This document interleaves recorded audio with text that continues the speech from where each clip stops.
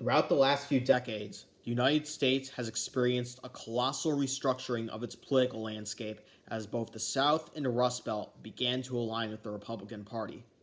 For instance, in 1964, the Republican Party won in many southern states for the first time in nearly a century.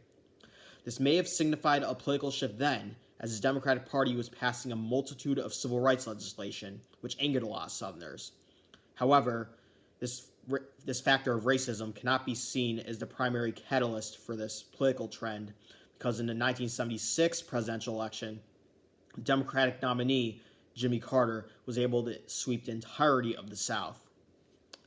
The rise of the Republican South can actually be illustrated by the increased importance of religious issues on a national scale starting in the 1970s. After many religious Southerners felt kind of compelled by this, the ascent of Republican President Ronald Reagan appealed to Southerners as he championed traditional religious values.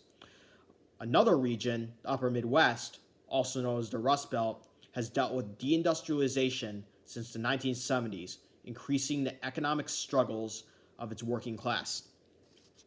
Well, beginning with Democratic President Bill Clinton's actions in the 1990s, the United States would enter an age of globalization, which negatively impacted the Rust Belt by creating a lot more competition for American manufacturers. Eventually, in 2016, Donald Trump led a presidential campaign which was chiefly centered on implementing protectionist policies such as tariffs, leading to the increased appeal of him to the working class located in the Rust Belt.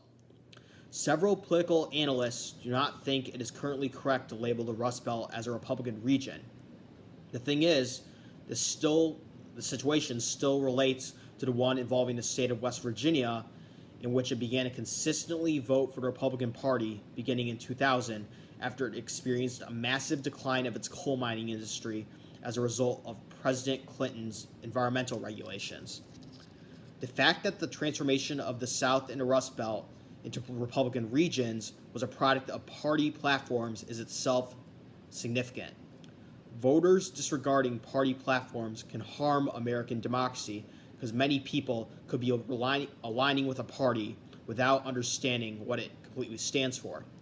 Therefore, it is important to emphasize that everyone can ensure that our country is led by a responsible government for the many years in the future. Thank you.